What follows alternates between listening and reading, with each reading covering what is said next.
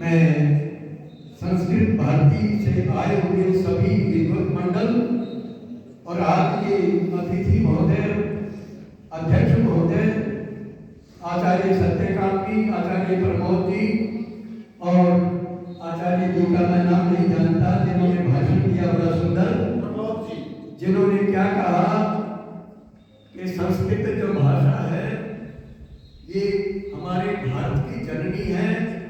भारत देश का जो नाम रोशन है वो संस्कृत के द्वारा है। सभी विदेशों के अंदर, क्या मुसलमान जगत, क्या ईसाई जगत, ये भारत देश की प्रशंसा क्यों करते हैं? क्योंकि संस्कृत विद्या जो है ये सबसे बड़ी महान है।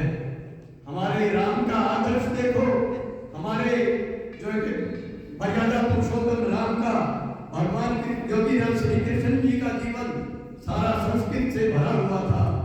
तो जो है कि उनका जो महान जीवन और महान आदर्श जो संसार के अंदर ऐसा उदाहरण आपको कहीं नहीं मिलेगा। संस्कृत भाषा संस्कार सिखाती है। दुनिया के अंदर अगर कोई संस्कृत विद्या संस्कार सिखाती है तो वो केवल भारत के अंदर है। बाकी अन्य देशों के अंदर तो कचरा भरा हुआ है, गंद भरा हुआ है। मैं इससे अतिशयोक्ति क्या कहूँगा?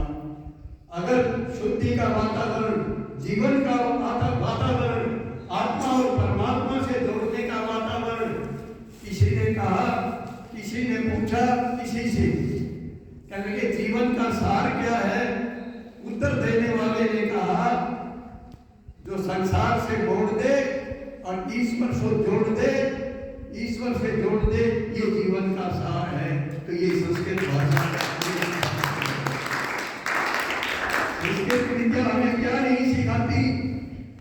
यानी संस्कृत के विद्वान आचार्य चाणक्य को देखो, जिन्होंने देश का नाम ऊंचा किया। हमारा चरित्र देख रहे हो, शिवाजी मराठे का देखो, जिन्होंने देश के अंदर में कैसा, वो खलीफा क्या कहता है, ए शिवा, ये नदी का नाम मैं फेंकता हूँ, तुम वास्तव में तेरा नाम शिवा है। यानी उनका उदाहरण देखो, जिनका जीवन चरित्र कितना था। ऋषि देव दयानंद का चरित्र कितना ऊंचा था, जिन्होंने देश का नाम रोशन किया और पूरे भारत के अंदर वेदों का डंका बजाने वाले अगर कोई थे तो ऋषि देव दयानंद थे, जिन्होंने देश को जगाया, सोए हुए देश को जगाया। भारत देश के अंदर 5 वर्ष के बाद कोई आया है तो योगी महर्षि देव दयानंद आया है, जिसने पूरे भारत के सोए हुए देश को, 700 साल मुगलों का राज रहा, 250 साल अंग्रेजों का राज रहा। हमारे देश के अंदर गांव-गांव में गुरुकुल होते थे, संस्कृत विद्या होती थी, लेकिन उन मुगलों ने हमारी संस्कृत विद्या का नाश कर दिया और गांव-गांव में मदरसे चलाए, उन्होंने सत्यानाश किया। फिर अयोध्या में हमारे कुठाराघात किया हमारी संस्कृति के ऊपर। आर्य लोग कहाँ से आए? आर्य लोग बाहर से आए। आर्य क्या करते थे? जंगली थे। आर्य क्या खाते थे? मांस खाते थे। उन लोगों ने हमारा सबसे सत्यानाश, अंग्रेजी उन्होंने जो है हमारा सत्यानाश किया। तो यानी ये भारत देश जो था, ये ऋषि देव दयानंद ने क्या कहा, उदय से लेकर के अस्त तक आर्यों का राज होता था भूमंडल के ऊपर, और ये सर्वोपरि देश होता था। सब देशों के अंदर का ये सर्वोपरि देश था।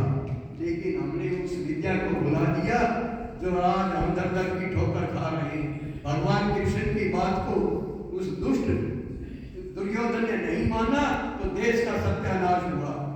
आज हो क्या रहा है?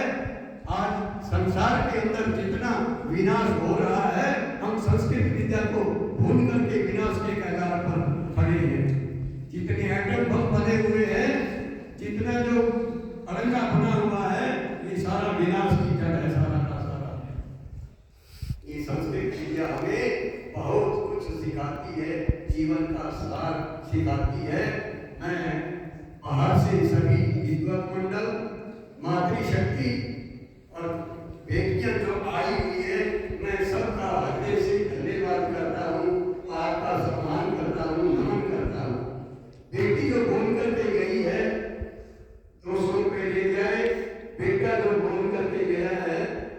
वो भी 200 रुपये ले गए। 1100 रुपये इन बच्चों के लिए। आप सबका बहुत बहुत धन्यवाद।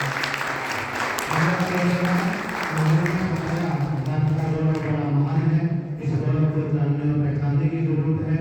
हमें आज पूजा को करने की जरूरत है, तभी हम भारत के गौरव को जान सकेंगे, समझ सकेंगे। और हमारे बीच में संस्कृत और भारत का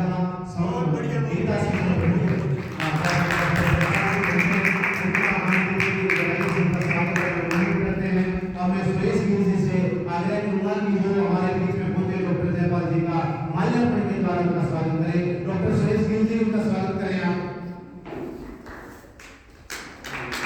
हमारे बीच में भारतीय गौरव विस्तारक रहे हैं और